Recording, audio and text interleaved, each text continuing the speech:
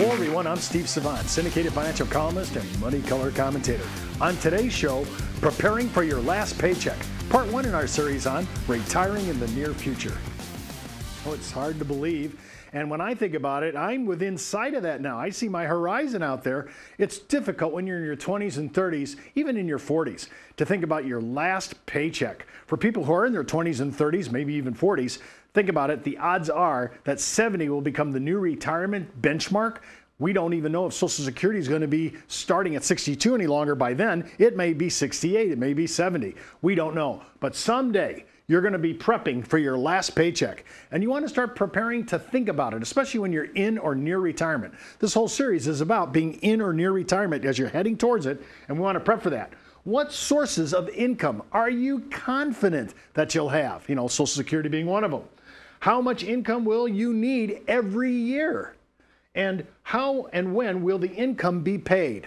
How's it going to be paid? You know, we're used to being paid either on a 24-month paycheck system or a 24-week system in the year and 26 on some of them. So you got to remember, the last paycheck, your Social Security is going to come in once a month. Dividends and dividends come in about once a quarter. Bond interest maybe every 6 months. You not only have to think about all your income sources, but when will they pay? And then, once you understand that, then you can set up all your budgeting, when you're going to pay, how you're going to pay it, based on when the income's going to be paid. So if you're looking at Social Security every month, you're looking at dividends every quarter, probably bond interest every 6 months, you're just going to have to start thinking in terms of not only what do I get paid, but when will I get paid so I can build a budget. And remember, I also want to know, how will you coordinate payments together? Remember, one of the biggest things that I have found in planning for retirement is that we're not correlated. There's no coordination going on. If you have an asset allocation person that's taking care of your mutual funds and ETFs, they're probably not building an income stream or preparing you for that. And also there's people that are not looking at long-term care. Everybody seems to have their own niche in their area of expertise. But what I really need is a coordinated plan, one that correlates not only with my income and the time that it pays, but also to figure out how I can manage taxes so that I can take home more money when I retire. Now, it's really interesting. The last paycheck, it seems like it's so strange to think about getting your last paycheck. But you're going to start looking at sources. Social Security, I've already mentioned. Guaranteed for life. Now remember, heads up, as I've said before many times, in the last 8 years, Social Security did not pay. 3 years did not pay a cost of living adjustment. So just a heads up, you can depend on it pretty much, but not for sure. So there's 3 years. You may want to think about that. You could have a defined benefit pension or a defined benefit plan. Most government, federal and state and military, have defined benefits. So they already know what their benefit's going to be at the time that they retire. Most of us out in the private sector have defined contribution plans. We don't really know what the benefit is. It's all going to be based on our contributions, a match from our employer if we get it, and the performance of the market and any other investments that we're in. So we're going to be looking at defined contribution plans. One of the most popular ones, of course, 401k, and of course a straight up IRA. You could even look at annuities as a non-qualified source of income, and it can also be qualified, of course. And then you're going to have personal investments. Some of them will be in taxable accounts. You're going to have to keep a heads up. You may be in municipal bonds. Remember, municipal bonds are still going to be paying whatever tax-free or exempt status they are. It just depends on, is it federal only? Is it state? Is it city and municipalities? You're just going to have to figure out what that says. But remember, as a senior, as a retiree, all that tax-free money that comes from municipal bonds is going to flow over to your Social Security account, and it's going to be included in the provisional income test, and you may have to pay taxes on Social Security because of a tax-free item like municipal bonds. So you want to look at your sources, you want to check out where they are, and you want to find out when your paychecks are going to arrive. When does this pay, so that you can build out a really suitable budget? And remember, turning investments into income is an art form. Most people I have found, most advisors over my 35 years, there are very good RIAs and security licensed agents and advisors that are really good about accumulation phase, but they're not really that student of the game when it comes to income. And in my view, retirement has changed over the last 10 years. It's all about income now, generating income, and the more, the merrier. And if I can get it guaranteed and match up with my Social Security, that's what I'm going to do. Then I want to talk about realistic expectations. Now, remember that most of the time we're so conditioned to getting a check. And if we're getting 80% of what we used to pay for, that means that you have going to look at your lifestyle today.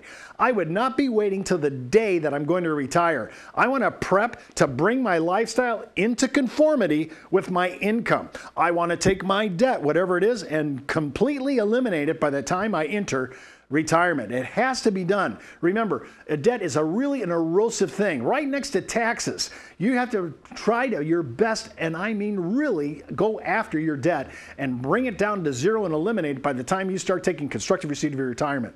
You'll be so much more happier and you'll enjoy your retirement 10 times better. So, but remember, we're looking at 80%. Now, most people will be saying, Steve, I don't even know if I can get that. But that's at least the first reference point that I want to draw your attention to. So if I'm only getting 80% of my income, then I have to start looking at, is my lifestyle going to have to also change so that I can match up to this income? Keep in mind that we have a couple things that I want to talk about when we're talking about income and budget. In our budgets in retirement, we have essential expenses, things we have to pay for: light bill, utilities, garbage pickup, gasoline, insurance on my car, insurance on my house. And then there's not essential, but discretionary spending. I want to go see my grandkids. I want to go on a mission trip. I want to go and visit Europe. I have certain ideas that I want to do. They are really discretionary. If they didn't happen, it wouldn't hurt your budget, but they're part of your lifestyle, and so you have to include it. So when I think about budgeting, I'm thinking of essentials, and I'm also thinking of discretionary.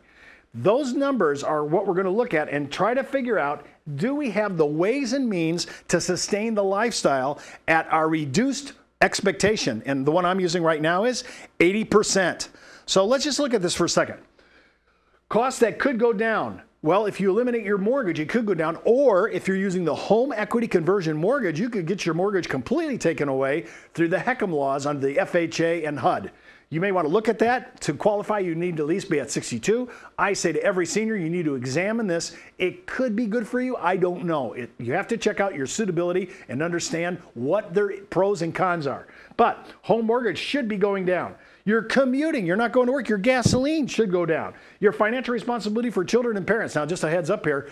Most boomers have been caught in what we call the sandwich generation. They've been paying their parents long-term care costs and elder care, and they've also been paying their children's high-end tuition. And when you think about that, we didn't have time to retire our mortgage. So many boomers, for the first time in every generation preceding us, we're going into retirement owing payments on our home. If there's any way to get rid of that mortgage, that's the best way to do it. And sometimes the HECM laws, home equity conversion mortgage for seniors, could be a solution. Work-related clothing. Listen, some people have to rent their uniforms. They have to lease their work clothes. All that's going to be gone. Costs that could go up. Well, healthcare is not going to go up maybe right away, but eventually. And even though I try to tell my clients, you better prepare for some kind of elder care in your 80s. You need to condition yourself. Remember, 70% of seniors today, presently, use some form of assisted living all the way up to nursing home care. So you just need to think about healthcare. How are you going to prep that? If you're like I am, nobody wants to go into a nursing home. I sure don't. So I want to be able to prepare for assisted home living. I bought my final home with wide hallways to accommodate wheelchair. I bought my home with accommodation into bathrooms. One level, not two. No steps anywhere, to try to reduce the morbidity, the accidents that happen during our geriatric lifestyle in our 80s. So I want you to start thinking about that. And also remember, some people have second homes that they have to maintain. Maybe they want to live in, like I live in Phoenix. I want to get out of here in the summer. I might have something north in Pine or Flagstaff. And then you might want to look at further education. Some people like to go back to school. Shocking.